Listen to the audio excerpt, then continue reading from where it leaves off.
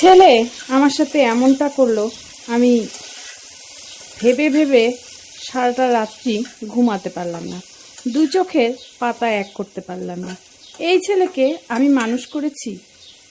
ছি, আমার নিজের প্রতি নিজের ঘৃণা লাগছে যে আমার ছেলে দিক জ্ঞান কিছুই মানলো না, কিচ্ছু চিন্তা ভাবনা করলো না যে মাকে এইরকম ভাবে এত কিছু মাকে আর কি করলাম, সেটা মার উপর দিয়ে কী যাবে, লোকের কাছে আমি কি করে মুখ দেখাবো। সব থেকে বড় কথা, লোকের কাছে মুখ দেখানোর থেকে দূরে নিজের প্রতি নিজে কীভাবে আমি আর কি নিজের আয়নার সামনে দাঁড়ালে নিজের মুখটা কি করে দেখব যে আমার ছেলে এতটাই এরকম করতে পারলো।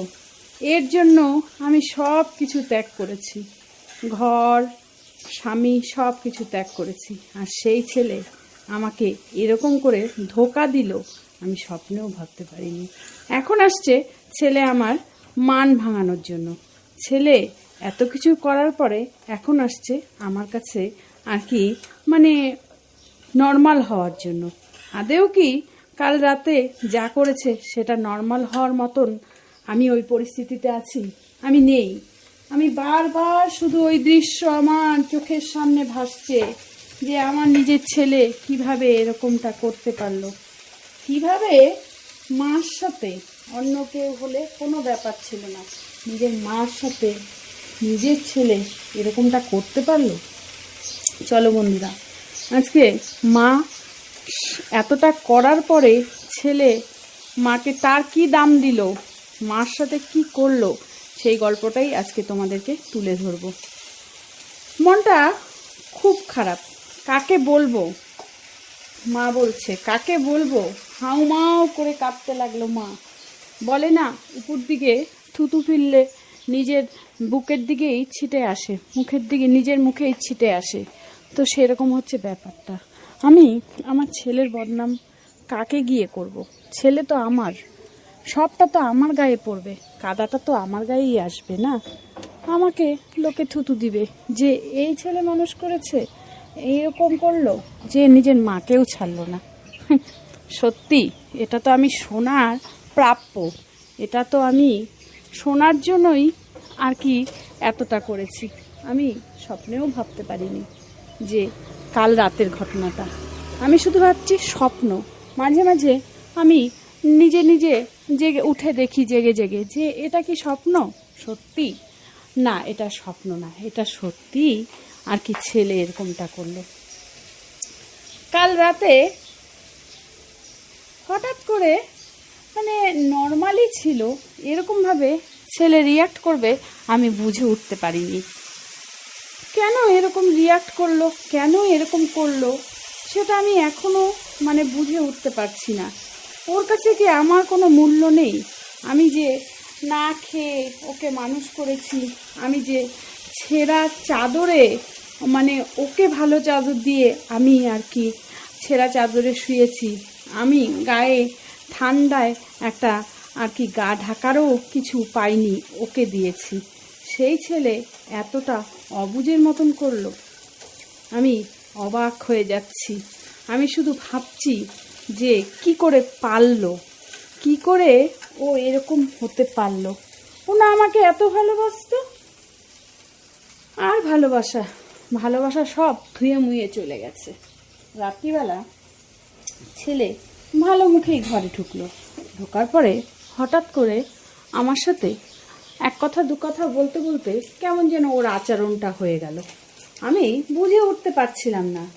আমি ভাবছিলাম যে না, ও তো এরকম না, কিন্তু ওর কথাতে বোঝা যাচ্ছে যে কেউ ওকে কিছু একটা শিখিয়ে দিয়েছে।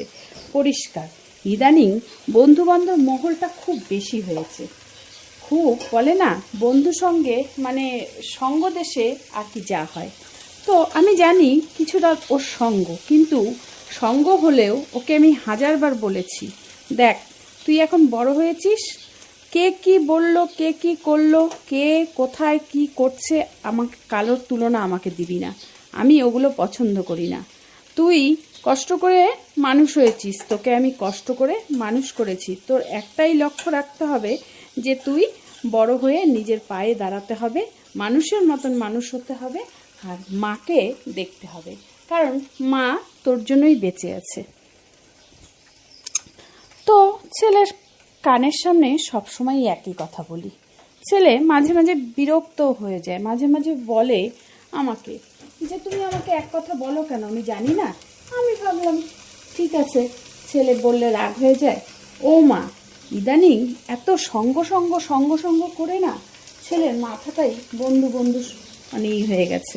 ওর কথাতে পরিষ্কার বুঝতে পারছি ও যে আমার সাথে কথা বলতে বসেছে, কিন্তু ওর যে কিছু একটা চাওয়া আছে, কিছু একটা পাওয়া আছে, এটা যে টোটালটাই ওর বন্ধুদের সাথে শেখানো পড়ানো কথা, সেটা আমি পরে জানতে পারলাম। তো যাই হোক আর কি, প্রথম দিকে একটু নর্মালভাবে কথা বলছিল, হঠাৎ করে নর্মালভাবে কথা বলতে বলতে দেখি ওর কথার মধ্যে একটা চাওয়া চলে আসলো। এই শুনে আমি প্রথমে বুঝতে পারছিলাম না, প্রথমে ওর সাথে তালে তাল দিচ্ছিলাম, তারপরে যখন দেখলাম গতিটা তো মানে লাইনটা তো ভালো ঠেকছে না, তখন আমি আস্তে আস্তে বললাম, কিরে বাবা, তুই এগুলো কি লাইনের কথা বলছিস?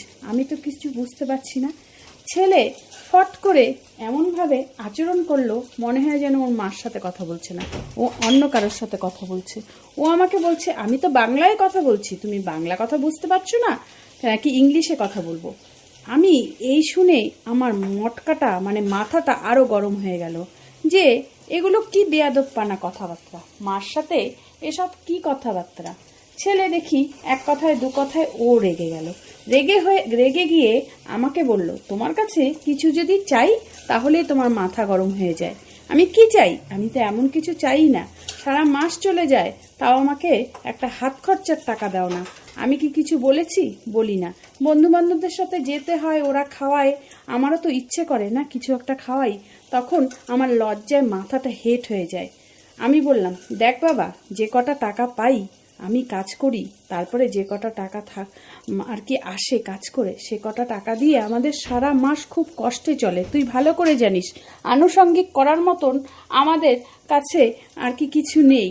আমাদের যদি আনুষঙ্গিক করতে যাই তাহলে আমাদের না খেয়ে থাকতে হবে।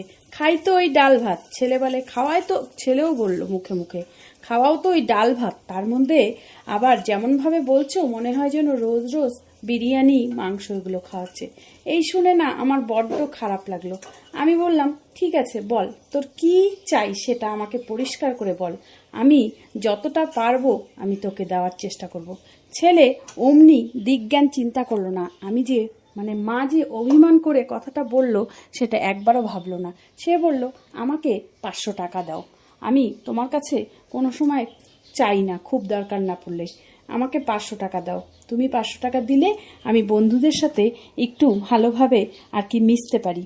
এই শুনে আমার সারা মাসের 500 টাকা ওকে দিয়ে দিলে আমি জানি আমার খুব কষ্ট হবে। মাস কেবল 15 দিন পড়েছে, হাতে মাত্র 1000 টাকা আছে, এই দিয়ে আমার সারা মাস চালাতে হবে। দেখি ছেলে কিছুতেই বুঝলো না, আমি আর ওকে বোঝানোর চেষ্টা করলাম না। আমি মুখ বুজে চুপ করে আলমারির থেকে ওকে 500 টাকা দিয়ে বের করে দিয়ে বললাম যে যা, তুই এখন তোর বন্ধুদের সাথে একটু মাইন্ডটা ফ্রেশ করে আয়, আমার সাথে তো সময় অনেক পাবি কাটাতে। এই বলে আমি ছেলেকে পাঠিয়ে দিলাম। ছেলে একবারও চিন্তা করলো না মা এটা অভিমান করে আমাকে টাকাটা দিয়েছে। আমি ওই জিনিসটা নিতেই পারলাম না, আমার এত খারাপ লাগছে। দেখি কিছুক্ষণ পর ছেলে আমার সামনে এসে দাঁড়ালো।